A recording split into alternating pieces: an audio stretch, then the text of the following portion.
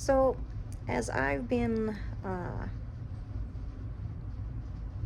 trying to answer questions for people about my chronic illness, I decided to search again and ended up coming across a documentary that was very good. I'm going to put the link in the comments or in the description because it's a long document. It's an hour and a half, but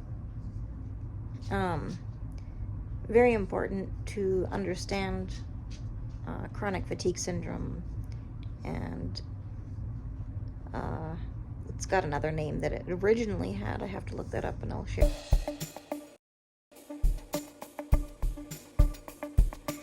Yes, it is time for bed, but I just thought I would share a little bit about, I got changed before I thought of this.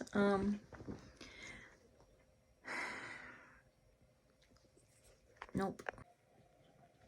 So the first name of my chronic illness, or the chronic illness that I have, is myalgic, the name is so long, and something really long, and I'll have to write it down because I don't remember. Then they named it chronic fatigue syndrome, CFS, and that really didn't do really anything because it doesn't really help describe what it is. Now, I guess there was a time, hello Missy, there was a time that the doctors thought that us having, or those who have chronic fatigue syndrome, or ME, would get better if they exercised more. Now, even though there were other people who had studied the disease and knew a little bit more about it, told them that that was not a good idea, because they one thing they thought it was a psychological problem, and psychiatrists told them that no, that is not the issue, they are actually sick. So anyhow, the doctors, these group of doctors, ignored them and made this PACE program and forced the patients to exercise a little bit more each day. And so much so that they actually caused a few patients to die. Because for chronic fatigue syndrome, rest is the key. It's not, yeah, if we can get up and do some stuff, we do it, but we can't force ourselves. We cannot do what we are not able to do, and it's not easy for anybody if you're not don't have it. It's kind of like somebody who's not a YouTuber trying to understand what it's like to be a YouTuber, or somebody trying to understand when they're not a police officer to be a police officer. Now, I know it's a funny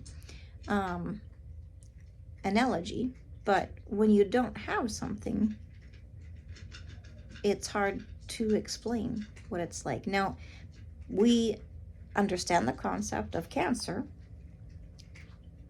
but we don't understand, if we have never had it, we don't understand what it's like to have it. Not the feelings, not the emotions, nothing that comes with it. Now, with chronic fatigue syndrome comes anxiety, comes depression. For some of us comes weight gain. Others, they don't. But each of us are unique. Just like those who have MS, or those who have cancer, or those who have any other chronic illness, or illness, period. Each one is individual. The symptoms are generally not identical with each other. And to be able to explain to you, and I know a lot of people want to help, and they wish that, I could get better. And so do I. That is, but right now, yeah, well, I'm not sure what I was going to say. I have to come to the acceptance that this is going to be my life. And I've come to that acceptance. But I like to come and share with you my experience, so that others out there who have, whether it's chronic illness or another chronic fatigue syndrome or another chronic illness, that you won't feel quite so alone out there, and that others might understand it a little bit, because people know about MS, right?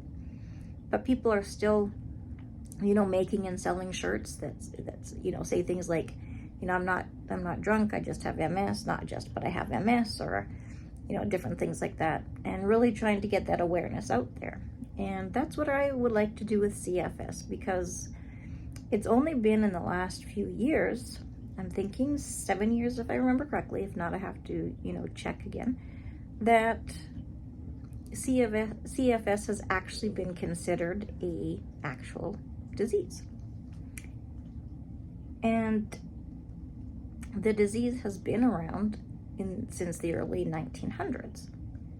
So, for it not to be recognized as an actual disease is, what makes it hard.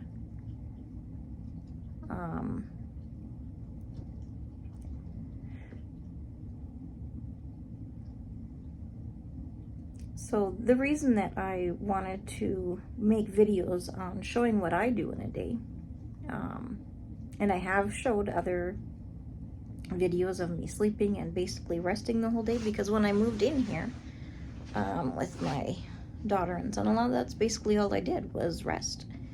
I had been, shall I say, crashing, for lack of better words,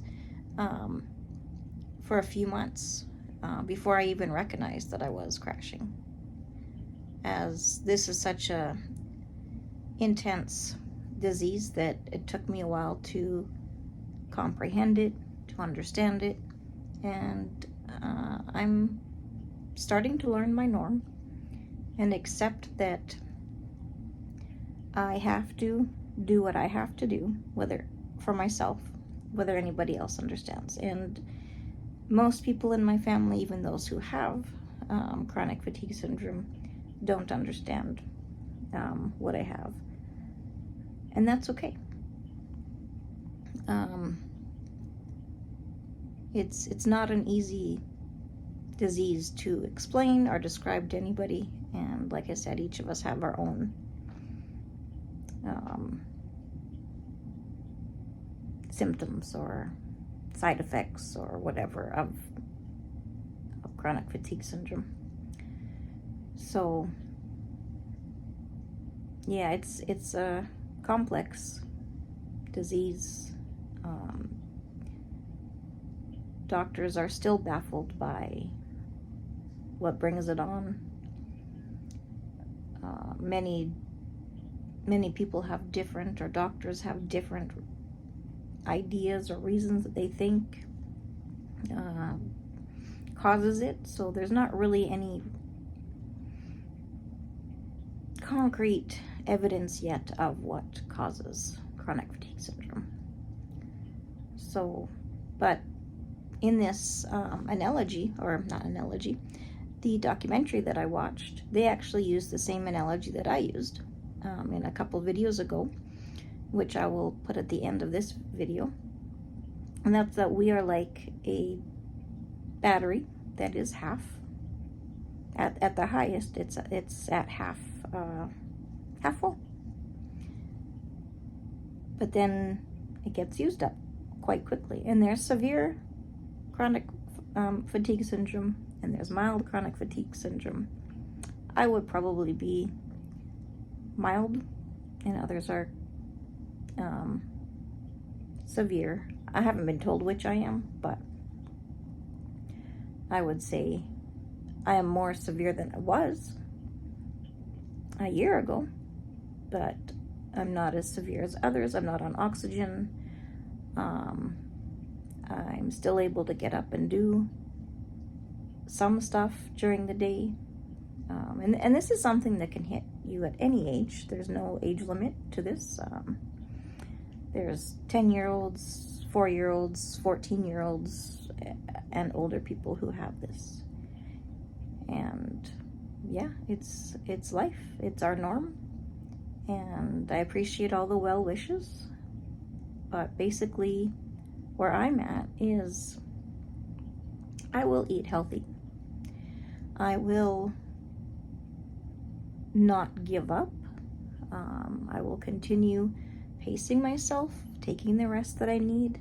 And like for instance, this week, I hadn't done dishes for a few days, and so it took me a couple days to do them.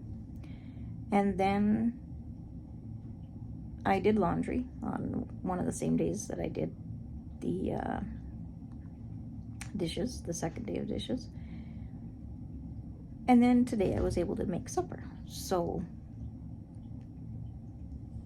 I have to do everything in parts, and it's easier when I have prepared food that I can just throw in the oven.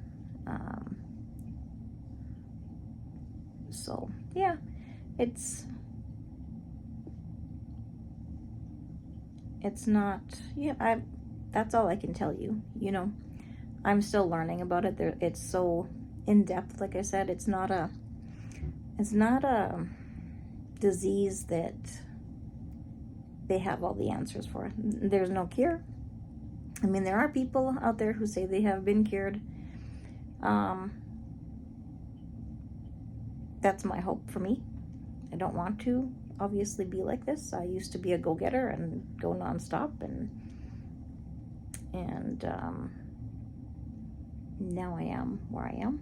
So I just have to learn to pace myself and be where I'm at. So thank you for joining me today. I hope this helped a little bit. Some more.